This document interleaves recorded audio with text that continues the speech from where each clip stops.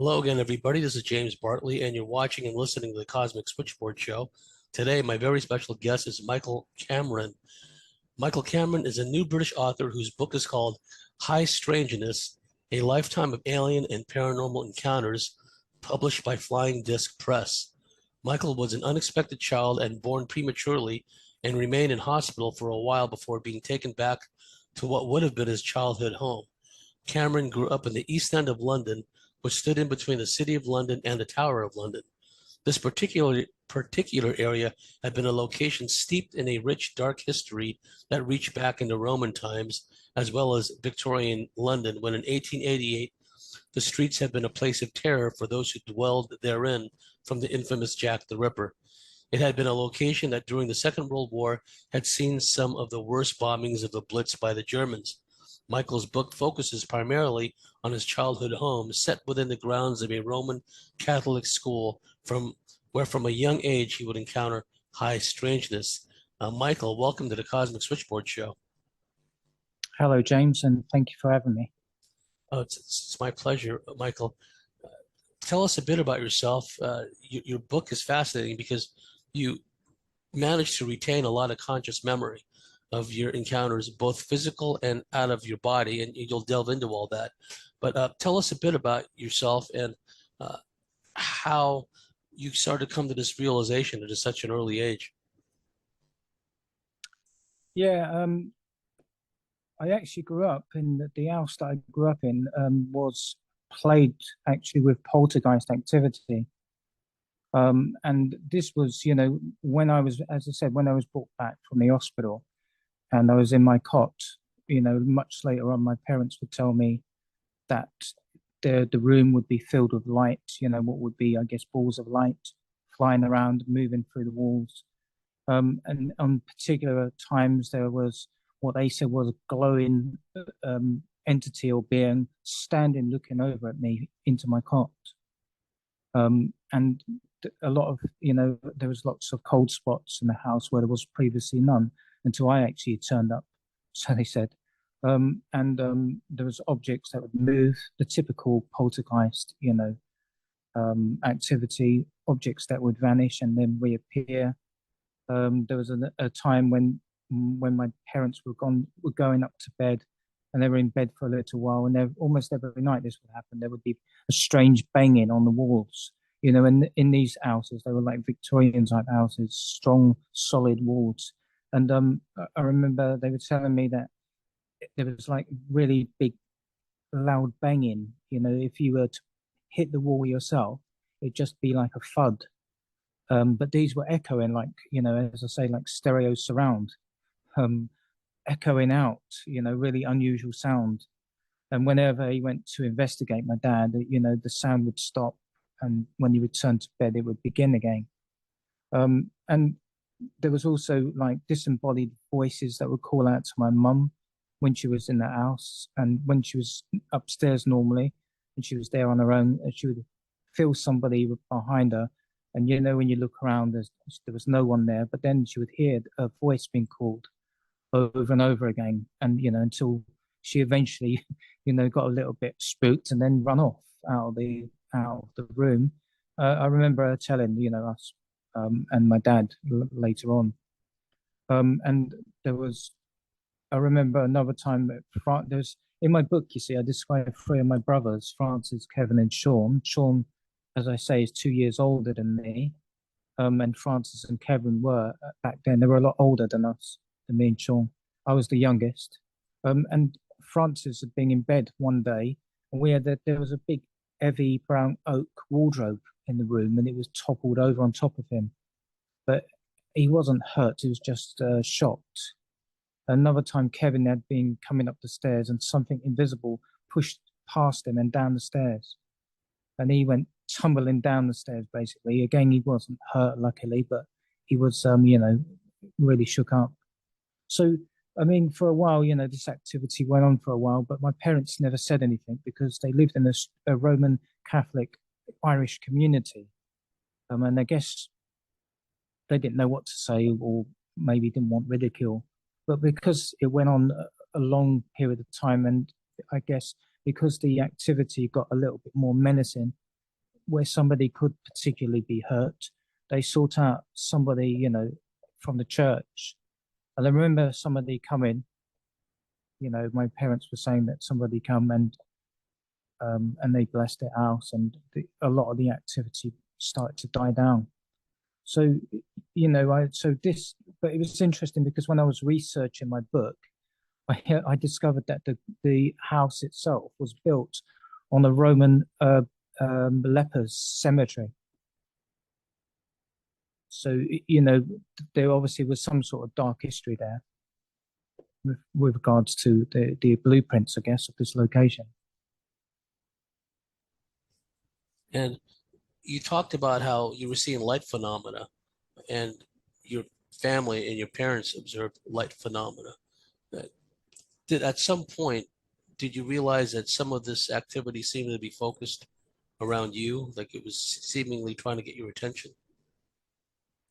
I think it wasn't until much later on that it come to my realization something strange was happening. But to be honest with you, I don't think it actually hit me or dawned on me until much into the 1990s. That I started to research it, because the activity, the abductions were becoming much more focused and more, I guess, intrusive, and quite frightening in some ways.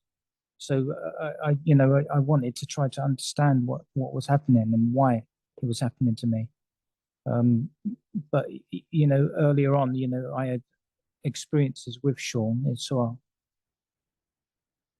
Could you tell us about some of your childhood experiences you had singly, and also you mentioned a friend of yours, and you also mentioned Sean and your brothers.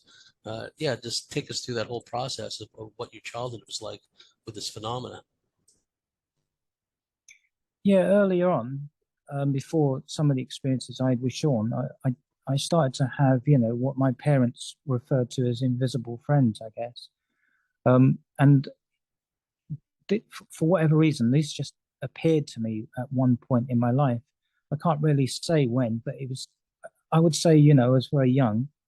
And I remember I used to go up into my room, and on one particular occasion, which I mentioned, in my book, is that these two beings appear in front of me, which is a male and a female.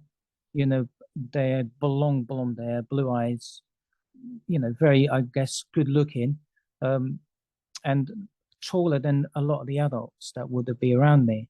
And I remember they used to talk to me and sometimes play games. I remember they used to play follow the leader a lot of the time with me. And I had to follow them and, into different rooms.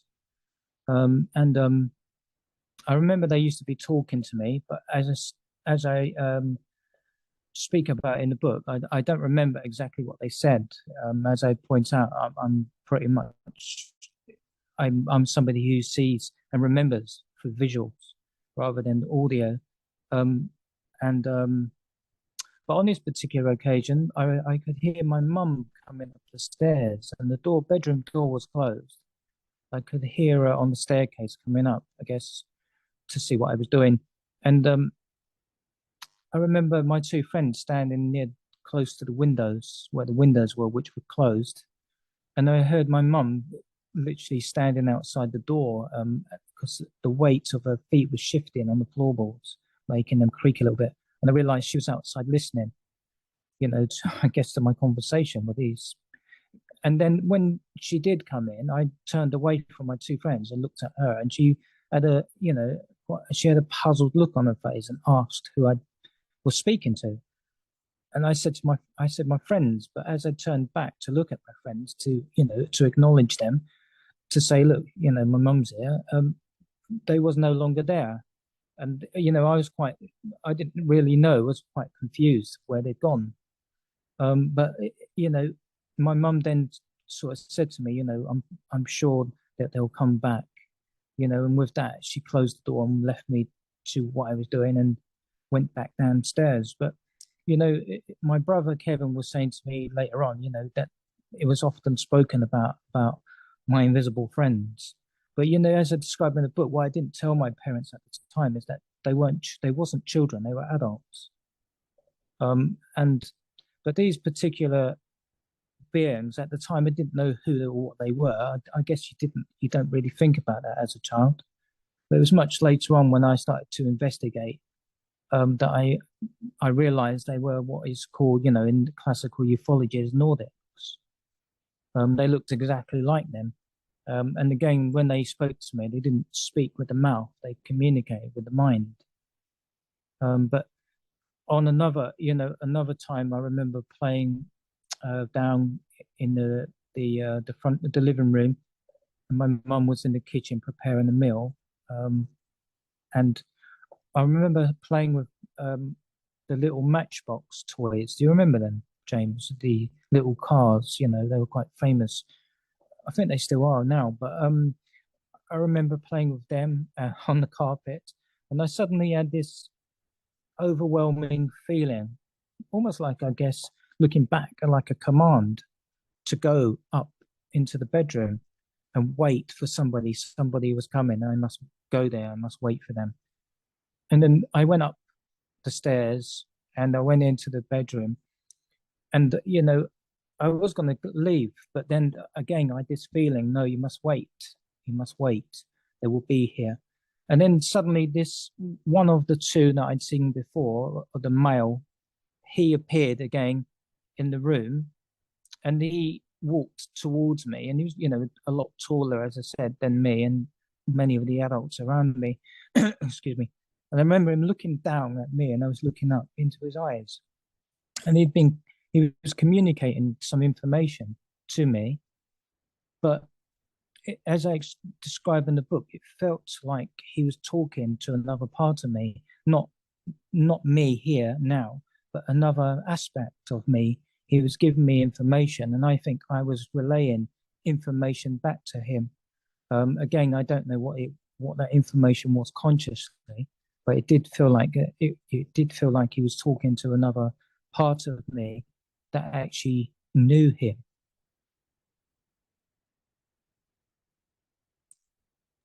Some of these beings seem to know more about us than we know about ourselves. For whatever reason, Yeah. maybe it has to do with the in-between state Bardo mind swipe or past incarnation swipe, whatever the case may be. We come into this incarnation destined to have a lifetime of alien encounters and my life experiences in some cases. But for us, it's a learning process, it's a journey of discovery. And yet some of these beings, all stripes, positive, negative, all points in between, some of them seem Yeah. to have a good read on not only who we are, our genetic ancestral line, but also our past incarnations. Yeah, I agree with you on that. I mean, the alien abduction is, as I say, it's not new, it's not modern. It's been going on since biblical times beyond this point of reference, because with these particular beings, this planet, I believe, is their playground. And we are participants in it, but we're not participants by free will. A lot of the activity that we've been involved with, as alien abductees or MILABs, it's I would say forced upon us. It's not something we've asked for. In actual fact, I believe, we do have some type of contract when we come here, almost like bullet points to help us with our spiritual, evolvement, and expansion of our awareness and spirituality. But I believe that somewhere in between this, they hijack these contracts and force us to in line with a contracts we've not agreed with. And it's only because a lot of the time we don't remember that they have this control over us. Once we become much more aware, we start to break away from the programs, which we can do. It's a little bit difficult to do it once you're on them, but it can be done. It's then when we then regain our sovereignty and free will in line with creation, that it's much harder for them to put their hooks into us. But whilst we're ignorant and we're, in a way blinded, they have much more control over what they do with us. And that's the case also with the military. the military are in line with a lot of these projects. Now they have this type of technology. They have a much better understanding scientifically of these technologies. And again, this is another way they control us. So, going forward, now that, to some degrees, this type of a lot of things like Facebook and that, Facebook was believed to be created by the Central Intelligence Agency as a surveillance tool. I remember listening to some guy from there, I'm sure it was a director from the CIA, said that we've created the best surveillance tool, ever, because everyone's encouraged to put all their information onto it. And literally that's what they do. So, but, on the flip side of that same coin, it's also good for us because it's allowed us to bring each other together, from all parts of the world, which we previously wouldn't been able to do. And, gain information. So in that respect, it's given us also empowerment ourselves. You take the good with the bad. As you said, it was set up initially as a vast surveillance monitoring system, but it's allowed people like us to network where otherwise we would not have had the means or the opportunity. And I think at an oversoul level, coming in to this incarnation, it's even set up, orchestrated in such a way at an oversoul level that we are destined to meet some people on social media and on the internet, because otherwise, because we have a common interest and we kind of like energetically gravitate towards one another in a sense.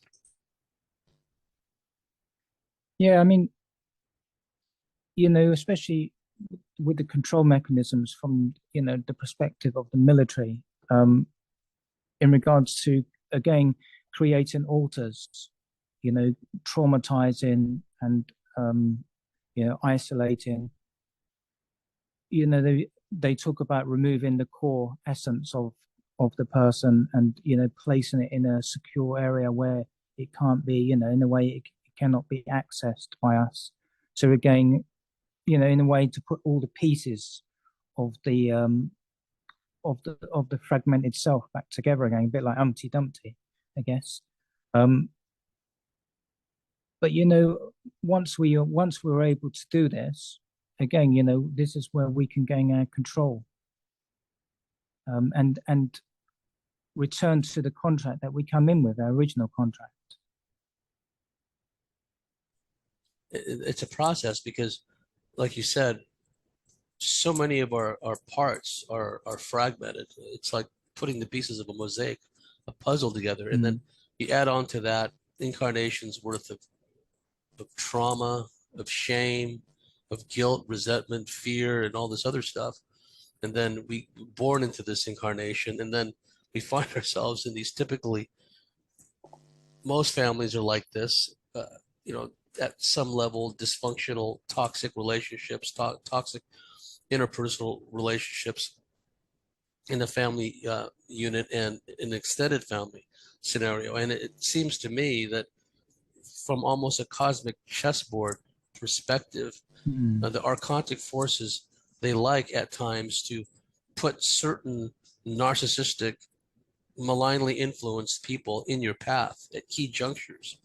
And if we're not careful, we can find ourselves knocked off course, and it could take years or decades to start to right the ship, because I know in my own personal experience, and I take full responsibility, we are who we associate with.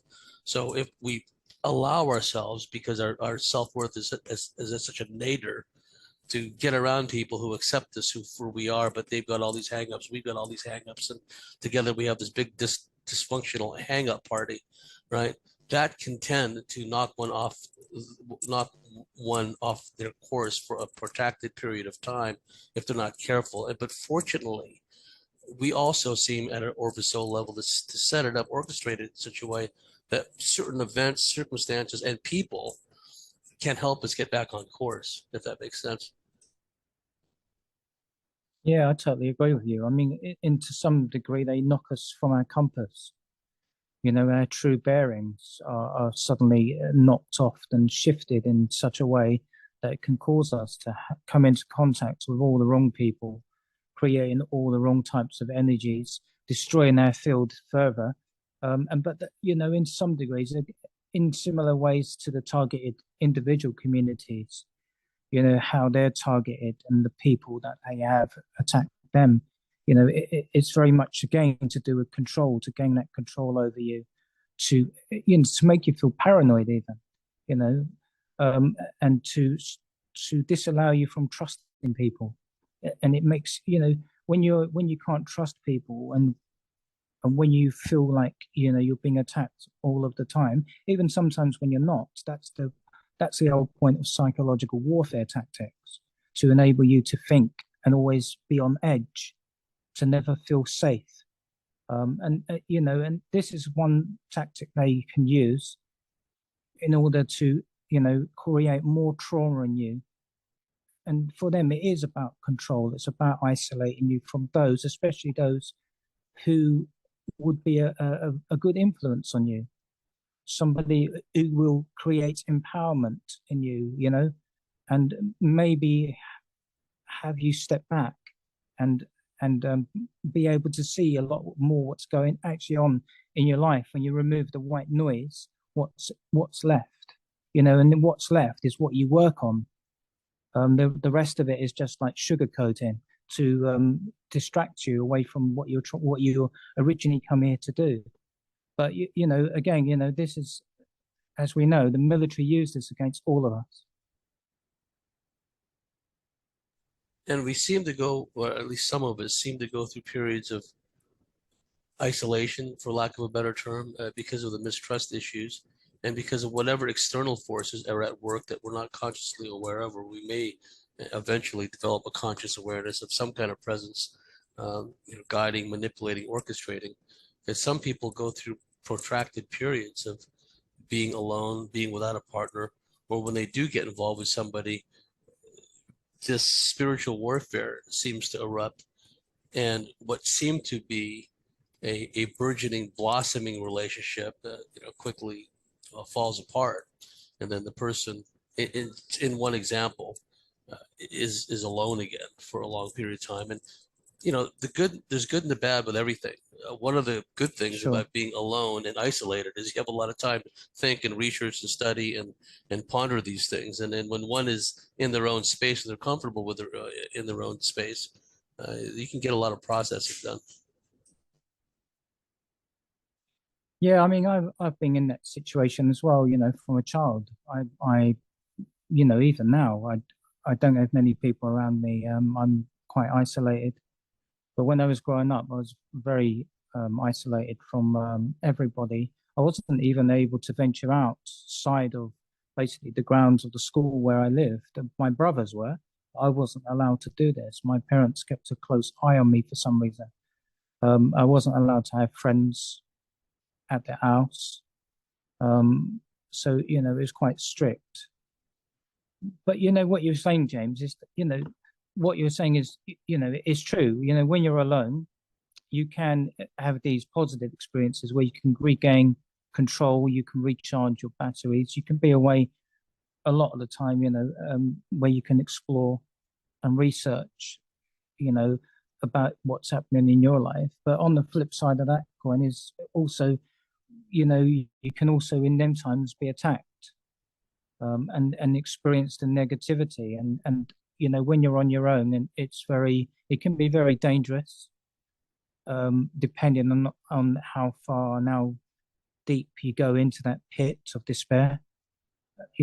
So, for me now, I have strength in being alone, but at the same time, I do like being in the company of, specific people. I guess people like us, really. But on the again, I do get attacked a lot as well. When I'm on my own. But I guess it's how we deal with it, really. Going to the present, is it more cyclical with you, cyclical, intermittent, where you won't have much going for, some period of time, and then suddenly you're back in that cycle when there seems to be a lot more phenomena? The alien abductions have seemed to have stopped a lot now, but what I tend to get now again is, off and on, and sometimes it's almost like the volume's turned up a little bit more, and you're getting a lot much more activity. But what I seem to get a lot more now is the military activity, in some ways, or entities or demonic type energies that come to attack. I have a lot of, I guess what could be voice to skull um, interference threatening me.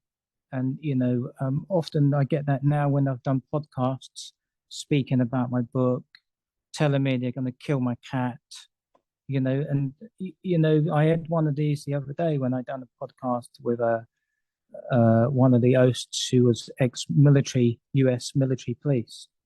And after I'd been speaking to him a little bit later on that day, I heard a man talking to me in my head, telling me how and what he would do with my cat, which would result in its death.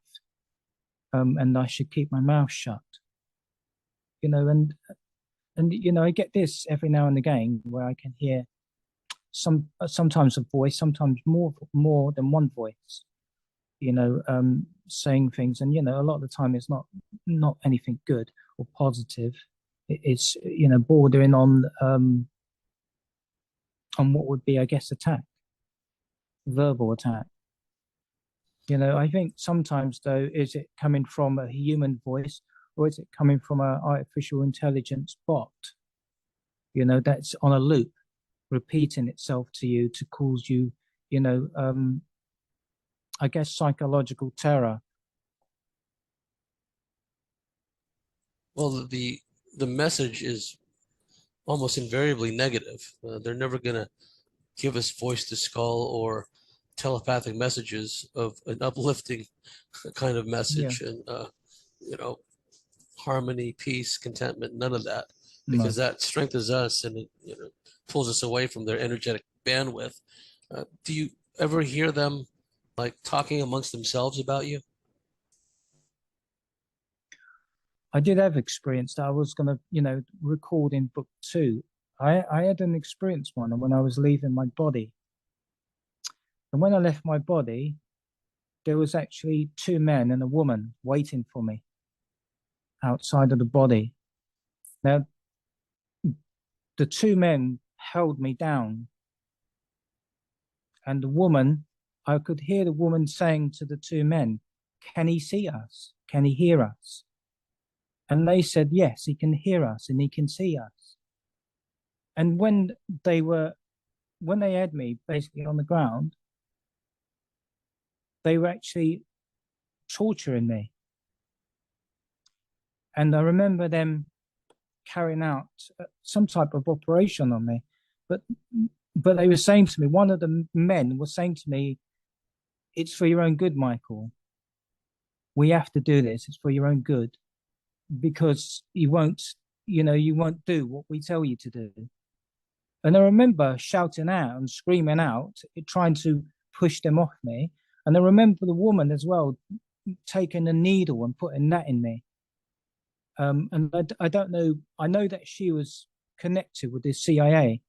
I just had that feeling, these thoughts just immediately come in my mind. That's who she was. She was CIA. She was a scientist.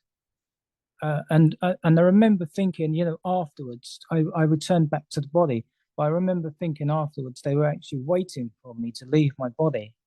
And I've had experiences like this before where I'm basically hijacked as I leave my body.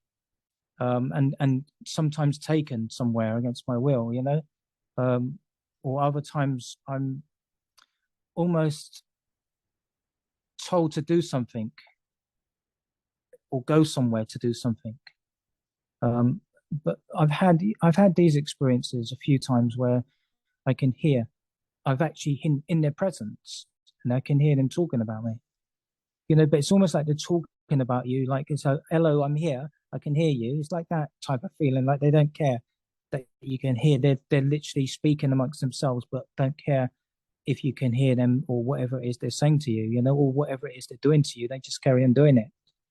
And people might think that's not familiar with being outside of the body, But when you're outside of the body, your body can be injured still, and the injuries that you obtain on the etheric type or the astral body, when you come back here, they can manifest on the physical body. So, and I often get this in podcasts where some people in the, listening, they don't understand the process of leaving the body, or in fact that your consciousness can leave the body, let alone it can be willfully guided by yourself, or that can be overridden and you can be forced to go and do things by, by whoever it is you're dealing with at the time. But with the out of body experiences, I was able to do them pretty early on in my life. I learned how to manifest as a child.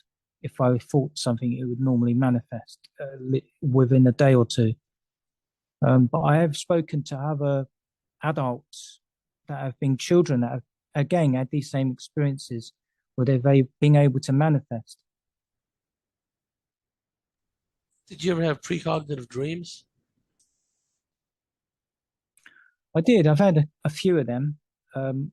Not so much now, but I have done in the past. But I got a journal full of, like all of us do, of experiences. That I will certainly be sharing in book 2. Most of them are, I would say, geared towards the military side experiences. Sometimes here in the in the physical, and a lot of the time outside, either in the immediate environment outside the body, or most certainly off world, off planet, or in the the fourth dimensional astral levels. You pointed out in your book, and you did a brilliant job explaining this too, for lay people. Thank you. Like when the ETs come in your presence, or other entities, but in our example, the ETs come in your presence, you can feel this energetic shift that you're in some kind of electromagnetic field of some kind. And it turns you're immobilized, you can be conscious in your mind, but immobile, terrified, and other times they can astrally abduct you, which is a key part of this whole syndrome, which I don't think gets enough, there's not enough discussion about it, because a lot of people tend to focus on, with good reason, the medical practices, what have you. I think they're far beyond the medical experimental stage by this point.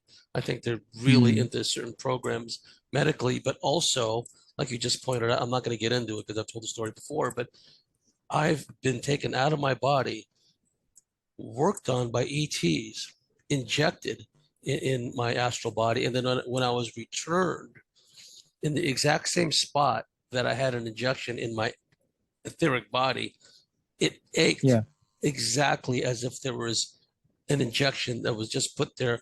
Only thing missing was the puncture wound. Yeah, I agree with you, James. A lot more needs to be researched into this type of phenomena outside of the body. I mean, we're going into, where we are, beginning to understand, a lot of us now understand that different types of phenomena are not actually singular. They are in some way interconnected with one another. And, going into what we call multidimensional.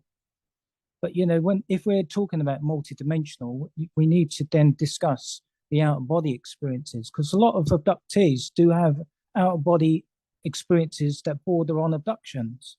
The Greys in particular, who seem to be, part and parcel generally of the abduction programs. I don't believe they run them, but they're most certainly, actively engaged in doing the dirty work. But the Greys they're not third dimensional beings. They are multidimensional. They do have access to the astral realms, which immediately surround this world. And they do have access, through different stargates to other systems. And it would be easy for them to be able to abduct us. They know, like you said, James, they know a lot more about us, these particular beings. They've been around a lot longer than us. So I would say they have a good grasp on our electromagnetic field surrounding their body and the various layers of these fields, and their their expression in regards to these other types of dimensions and how we fit within them. So, they're able to control our ability to move around outside the body as well. And if you think about it, it's much easier to take a person outside of the body than to mess around being, in a certain place like they were in the earlier days, abducting people on lonely roads, out of their cars, or even coming in, to your bedroom. They can wait for you outside of the body and then take you then. It's much more easier to do this. You can even be transported to, DUMBs, deep military underground bases. I've had an experience once where I was acting as a spy, I would say, as a lot of the time on the programs that I've been involved with, I've been an astral spy, moving, inside the earth and outside the earth on various objectives, I guess. But I don't know everything about them. I'm still learning about these and my role in what I did, and why I was forced to do it. But in one time, what I do remember though, and there is a flip side of that, and I'm a double-edged sword for them, because on one hand I've been used as a spy for them, but on the other hand I've been spying on them as well. So that's, I guess, where as would be a double spy or a double agent, I guess. So using that information against them in some way and reporting back to another source. I'm not sure who that was, but I know it's would be against what we call the elite. But on one particular occasion, I remember going to Area 51, and I entered this base, but unfortunately, I was caught in a containment field, which is used primarily, I believe, for astral projectors and remote viewers. Hold that thought. Just want to interject very quickly, because one of the countermeasures they have, which I've run afoul of, is when you're an astral spy and astral operator. I used to break in underground bases before astrally. Sometimes when you touch something, you get stuck to it, and then you go into panic mode. Oh my goodness, maybe they couldn't see me before, but they're going to sense that I'm here. I can't get up. And so you just force yourself to go back to your body, because that's all you could do, but anyway, please continue. That's interesting, James. But like you said, I was actually caught in a containment field, which I understand is it's used mostly for spies, for remote viewers, and certainly for those who can travel outside the body. They must know to some degree, that those who they abduct, who have an ability to move in and out of the body quite easily, or even interdimensionally, they must know that we could also be a potential threat to them. Possibly, although they've hijacked a lot of our energy and control us, there's still a part of the higher self that they cannot control. It's almost like the rebellious energy. They've got a lid on most of it, but there's still that tiny amount of our true selves that exists, and sometimes that part of us is able to override their information and their programming. So on these occasions, I think we very much then are back in alignment to some degree, even if it's subtly on a subtle level, with what we actually originally come here to do. But on this particular occasion, I was trapped in this field, and I couldn't move. I couldn't get out of it. It was almost like magnet, a piece of metal to a magnet or magnetic energy. And as I understood it, if I remained in this field, my body would die and I would never return to my body. And I was told that these fields are used to interrogate anyone that it gets caught within them. So like a spider, an insect with a spider's web. And they're detained in these fields, and they're tortured, and they're also interrogated to find out why you're there and what information you have. And I guess where that information that you gain from that visit is going to. So I do remember that, I was told that if I would have stayed there, I did actually obviously escape. Otherwise, I wouldn't be talking to you, James. But what my understanding of this, these are chambers that they keep you in indefinitely, so they can keep your etheric field, your astral body, in these chambers. You can't escape. And also, I mean, they're very, they're paranoid as well in regards to, the military, in regards, and even the Greys, and I would guess some of the reptilians as well that are in some of these bases, in that we have the ability to break through their security systems. And I think this is one of the reasons why, on one of the levels, it's believed, that the Greys do study a lot of the time the energetic fields of humans, and I think that's probably again to discover how they can control more, but maybe also to make sure that we're not able to cause damage to them. Those are all key points. And there's also the troubling notion that the Greys, Mantis beings, Draco, and other beings of various stripes are intimately involved in the death and dying process and the recycling process. Because some people have seen Greys in near-death experiences, and they've seen them in a variety of settings. They've seen them inside of Lakota Sioux sweat lodges. They've seen them at raves, going in and out of people. Because when people are in that altered state, it tends to open them up. They can see things more. And some people reported seeing like multitudes of Greys going in and out of a single person, right? And I've talked before about astral detainment, which used to terrify me. And tell me if this sounds familiar, if it's similar to what you experienced there at Area 51. And just to elaborate on that point further, one of the problems I had in some of these astral break-ins was if I would sit down at a console, I found that I couldn't get up. I would be stuck, you know what I mean? And so I quickly realized that these were countermeasures against people like us, astral spies, astral operators. So I quickly learned not to touch anything, just to, I may be what I think is an invulnerable state, but I'm not, right? And what I also found out was there are astral detention centers, for lack of a better term. And they could seem to be a city or a town, but the perimeter is enclosed by a big high wall, and you're there. It's not a dream. You can't wake up for it. You're just stuck there. Time passes excruciatingly slowly, so it cannot be a dream.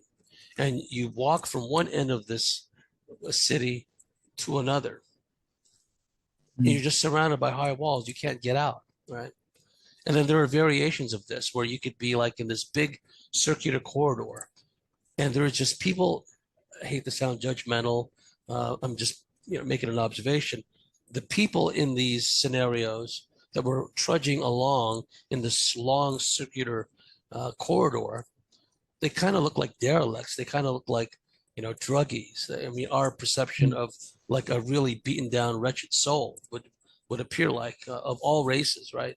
And they're just trudging along, and you're there amidst in their midst. And every once in a while, you would go into a door in a corridor, and it would just seem like to be a dusty storage room or what have you, right? And then you get out because there's nothing there. Then you'd walk the corridors again, and you'd be just stuck in there. And then it would happen the next night, and then the next night, to the point where you're afraid almost to go to sleep because you're afraid of getting caught up in this astral detention. And on one occasion, I found myself in this place that was simulated to look like a nightclub. And I mean, they had fake palm trees there, a stage where presumably a band would be. And then I realized I couldn't get out of this place, right? I was just stuck in this empty nightclub. And the next thing you know, these two cops show up, right? And they start interrogating me and start threatening me, what have you. And it was another scenario where, time was passing excruciatingly slowly. I was consciously aware, acutely aware of the fact that this is not a dream. I can't get out of here. These people are in my face. They keep interrogating me. They keep threatening me. And there's nothing I could do about it. And it wasn't until that I worked with a group of psychics that they happened thankfully, to divest me from that kind of control system where they couldn't access me before, because I went through a lot of times when I was astrally abducted where you literally feel yourself pulled out of your chest, pulled out of the top of your head, pulled out of the soles of your feet. It varies. But I mean, it's instantaneous. Boom, they got you. You're out of your body, right? And there are variations of this with like the Greys and other ETs. Oh, shoot. Um, hold on, let me pause because I lost Michael. Cool. What I've experienced at times, and I'd like your thoughts on this because it kind of dovetails with what you talked about, the experiences you had in Area 51, the astral detainment, the astral operator training. I found myself in scenarios where I was certain I was in my astral body, and that's a key point, that people need to remember that, we always have to check ourselves and wonder, am I in my physical body? Am I in an astral body? Am I in some other aspect of an energetic body, right? Well, we can't make any assumptions really. But I found myself being put through my paces, endlessly drilling and training in military mode, oftentimes, other times escape and evasion, what have you. But it was the same type of environment over and over and over again. And it was almost as if they were training me to prepare me for when they're going to flip the switch and they're going to use me in a real world op. And then everything would be familiar to me because I'd been trained over and over and over in a virtual astral environment. And then when they flip the switch and it goes live, so to speak, I'm doing these ops, but I'm already in a familiar place because I'd already been trained in it in a virtual environment over and over again. Has anything like that happened to you? Well, you know what, James? I find it fascinating that you're speaking about that. It's because when I've had these experiences, it's like, I've not had the opportunity to speak to anyone else that's had similar, activity as mine. But there is an area, that I've had a lot of experiences with over the years, which is El Salvador in Central America, and I've got no reason why I don't really have an interest in this particular area consciously, but there's obviously a reason why I've been brought into this area. But there's one occasion where I was with a friend who's an operative, I would say, outside the bodies in my lab, very much military orientated. And we went to a particular place outside of the body. It was, I guess it was almost like the, Antarctica. It's a free zone, where we would go, where we wouldn't be bothered, I guess. And I remember we were at this place and we were talking, and being outside of the body, people might think it's different to being here. It's not really. It's an exact replica of here, just overlaid upon the physical. And it's just that you can do obviously a lot more. You have easier interactions with creating and manifesting, almost like the Matrix, where you're bringing up the weapons. This is something you can do as well if your mind is on it, like you were saying, James. Trying to understand if you're in the body, if you're out of the body, if you're somewhere else, just having that awareness. And sometimes even then it's difficult to fully understand it. But on this particular occasion, though, we were talking and I remember two vans pulling up not far away from where we were. They were blacked out. And then I remember in each van that two military personnel got out. They were dressed in combats, fully black combats. And they walked towards us and they were indicating for us to get into the vans, we wouldn't get into the vans. And I remember my friend being, he's very adept in combat, in looking after himself, shall we say. But on this occasion, he wouldn't get in, he refused to get in. And I remember that they had the cattle prods. And I remember they used these on him and he went down on the ground when they put into his body. And I remember they had to shock him quite a few times to, to have him comply. So when he's, I guess, if you were doing it physically, it would be your muscles that would be, overcome. Contracting, yeah. Yeah, it would make him weaker, wouldn't it? And it'd be harder for you in a way, like to, clench a fist even. Um, and so, in the some ways, in the same way, in the same manner, in the etheric body. So when his body was much more loose, he was dragged basically into one of the vans. And so the doors closed and they took off. And myself as well, I was brought into the van as well.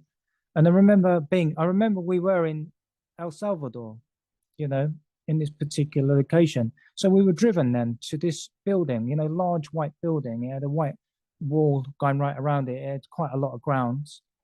And I remember we drove up in these vans and we were outside um, this big, it was a really quite imposing building. Um, and it had huge brown doors in the front of it. And I remember my friend and operator, he was taken into one room. And, before I actually went through the brown door, he was already being secured into a chair because the door was open still. There was two guards with him who I believe were, Central American soldiers or mercenaries of some sort. These weren't dressed in black. The other ones, these weren't MIBs. I mean, when I say dressed in black, they were wearing black combats. And these guys in the room were dressed in, almost like olive green and camouflage clothing. But you could, they were from this particular area. And I was then taken into the room, which was next door. And again, similar to my friend, he had placed in a chair and my hands were bound at the back. And there was a man, military guy, standing what would be on the right of me. And there was another one who was more or less the central mouthpiece. And I remember on his side, he had what would be a combat knife or a commando type blade in a pouch on his belt. And he was talking to me and he was asking me lots of questions about, my activities. I don't remember all of them, but I do remember it was an interrogation which would be bordering, if I didn't speak to him or answer him on, which would be bordering on torture. But the thing is, with this though, what was interesting about this is that I was in communication with my friend still. So I was telepathically linked in some way with him. And on this level, we have this type of connection where we know a lot of the time what the other person's thinking, what we will do, and quite very protective energy with each other, almost like twins, but not blood related by the same parents. But and I remember talking to him, there was lots of things that come up about, if you don't comply, you'll basically be taken and be raped. And in this manner, so it's threats of sexual content as well. And it was, whilst he was talking and that, I understood, that this place wasn't, I didn't believe it was a real place. I believe it was a virtual reality training room, almost like a kill room to some degree. Where I was carrying out training for what would be a real life operation in some way. And I remember getting my hands loose, and I remember moving. I got up quickly. I moved quickly to the guy with the knife. I remember getting the knife, and I remember stabbing him with this knife and taking him out. And basically, I remember taking care of the second guy who was coming up behind me. So I neutralized him, but at the same time, my friend had already, taken out the other two in the other room. And he escaped through the front door, which he come in, and he took the van and left this building. And the only way out for me, I went through what was a window in this particular room I was in. But what I didn't know was at the time there was a drop that dropped down into water. So, and then, but when I hit the water, though, I remember then I returned to my body, and I was back in laying in the bed, and I spoke to my friend much later on, and he remembered the same experience that we'd been, somebody. He said that somebody had actually discovered where we went into this particular spot and grabbed us. But it seemed to me after this, though, I started to have, along with my friend, operations outside again the body, but in areas of Central America where it seemed we were doing retrieval missions.